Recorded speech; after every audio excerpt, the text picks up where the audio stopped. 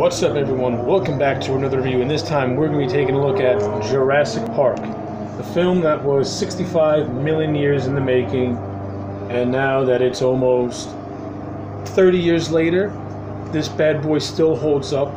It is still fantastic. Everything about it works, in my opinion. The acting works. The cinematography is gorgeous and beautiful. Dean Cundey, an ace DP, having pedigree that goes back to the days of Halloween. Steven Spielberg. The name Steven Spielberg just, it says it all right there. I say the word Steven Spielberg and a slew of movies will come to your mind. He has that much pedigree in the movie business, and he's that talented as a director. And of course, again, you got a solid cast in which every actor puts in a great to good performance. Even the kids put in good performances. Even though sometimes the kids can come across as a little bit shaky in certain scenes, but overall, they do a good job for themselves. Now, what is the plot of Jurassic Park? For those of you who've never seen Jurassic Park, and I cannot figure out how you've gone this long without seeing a movie like this, this is the basic plot of Jurassic Park. God created dinosaurs. God destroyed dinosaurs. God created man. Man destroyed God. Man created dinosaurs. That is the basic plot of Jurassic Park. Now let's talk about it. Okay, let's get serious now. Again, I don't know what to say about this movie that's not been said before. It is such a good fucking movie. Everything about it, like I said, it works. This movie, to me, is a spiritual remake of Jaws, in which it has all of the makings of a adventurous yet oftentimes intense and scary moments to it. Again, the opening scene of Jaws can easily parallel the opening scene of Jurassic Park. You have that ominous background, that foreboding ominous background with that intense and somewhat scary music by John Williams. You have, now I'm comparing the two scenes in a way. You know, you have a girl being attacked by a shark. In this movie, you have a man being attacked by raptors. And you don't, like in Jaws, you don't see the shark in the beginning. You don't see the raptors. You don't fully see the raptors. You get a glimpse of the raptor, but you don't see the raptor rip this man apart. And the scene itself, that entire 5-10 minutes, is just so suspenseful in this direction. It literally sucks you right in and grabs you and says you're in for something that you never have seen before. And it is. Like, Jurassic Park has like this perfect mix of comedy, scares, and overall sense of wonderment, an overall sense of thrill, amusement. Like, all those things that make movie watching an experience, Jurassic Park brings you. It brings you that sense of whimsical wonderment and intenseness in a lot of its scenes.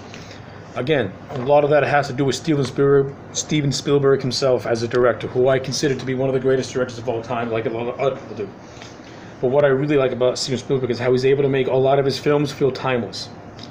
Even though Jaws was made in the 70s, and it looks like it was made in the 70s, it doesn't feel as dated as people would want to say it does, because Steven Spielberg doesn't harp on those pop cultural things that were taking place during the 70s. Just like with Jurassic Park, he doesn't harp on those pop cultural things that happened in the 90s. You know what I'm saying? You know, like the 90s was this state of grunge and stuff like that, and Jurassic Park has none of that stuff. It has this very timeless feel to it, and as if it could take place during any decade, which is one of the best things I like about Spielberg, is he's able to make his films feel like they can take place in any decade. Just because it looks like it was made in the 90s, it doesn't necessarily mean that it's a 90s movie. Same thing with Jurassic Park. Just because it was made in the 70s, it doesn't necessarily mean that it has all those 70s tropes to it. It's a pretty streamlined movie for both Jurassic Park and Jaws. Both movies have a good solid cast. You know, you have Sam Neill as Dr. Grant, and I like the character of Dr. Grant. I think Dr. Grant's a really good character, especially in the second half of the movie, where he has to pretty much protect the kids, you know, Lex and Tim from danger. And throughout the entire movie, he's opposed to the idea of having kids. But when you see him go to great lengths to protect these kids, you can tell that he really has a knack for parenting, and those paternal instincts kick in, and it almost becomes natural to him because he's not even like trying to be a parent. He's just being a protector. But you can tell these. But throughout the course of the movie, he grows to love these kids and enjoys being with these kids. It's great. It's a good character arc for Dr. Grant, and it's not done in a way where it's like where it's forcing you to like this man. It's being done in a way where like it comes across as natural in a way. You have the character of Ellie, his girlfriend, played by Laura Dern. She's the exact opposite of Grant in terms like Ellie's a little more outgoing. She wants to have kids. You know, she wants to take her relationship with Grant to the next level in terms of having kids. And I also like the chemistry between her and Dr. Grant as well. You can really tell that they have an affection for one another on both a personal and professional side. You know, they're together. They have their own little archaeological digs. They're a couple, and they work well with one another. You have Jeff Goldblum as Ian Malcolm, and what can I say about Ian Malcolm that has not been said? He has probably the most memorable quotes in this entire movie. The opening line, my synopsis of the plot is a direct line from the movie that he says. And I also like the slight friendly antagonistic thing he has going on with John Hammond. I also like the budding relationship he has with Dr. Grant. No, I think he plays well off. I think Malcolm actually grows throughout this movie as well. You know, when you first see him, you know, he comes across as very annoying. Then when it gets to the end of the movie, he does whatever he can to try and help everyone, especially Ellie while she's trying to get the power back to the park after Nedry, played by Wayne Knight, cuts the power off. And I like Nedry as well as a character. He has like this childlike exuberance to him in a way. He's also a lousy person as well because he's sabotaging the park just for money and get to give the dinosaur samples to a rival company. Little corporate espionage being thrown into Jurassic Park as well, which I thought was pretty good. Because when you have a park that has genetically engineered dinosaurs, you know there's going to be corporate espionage going on, and you know you're going to have rival companies wanting to take and do it themselves. This movie also gives us Dr. Wu, who is the head researcher and head scientist for Jurassic Park. But Dr. Wu Dr. Wu, we'll get back to him when we get to Jurassic World, where his character gets more expanded upon. In this movie, just know that Dr. Wu is the chief engineer of Jurassic Park. Okay, let's get on to brass tacks. Let's talk about the dinosaurs. What can I say about these scenes involving the dinosaurs? They're all great.